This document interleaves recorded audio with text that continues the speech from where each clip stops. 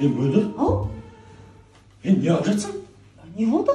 Мен жұмысқа кеткеніме 2 күн болды. Ана ыдысың әлі тұр ғой раковинада. Шығындап бықып сасып. Ыдыс жуып қоймайсың ба? Жаным, мен сүйесің ба? Әрине сүйем.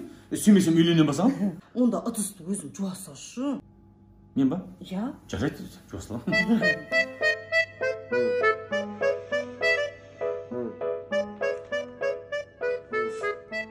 Мөлдір. Ау? Не ана шашыңа? Не болды? Болсай шашыңды. Жаным, сен мені сүйесің ғой, я. Сүймесем үйленем ба саған? Шашымды боға салшы онда. Осы сенікі не әдеті? Өткендегі анау ыдысты жуа салшы деп. Енді кеп шашымды буа салшы деп.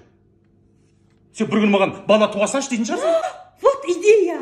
Келесі баланы сен туа салшы, жаным. Кетей! Қуасың ба сен?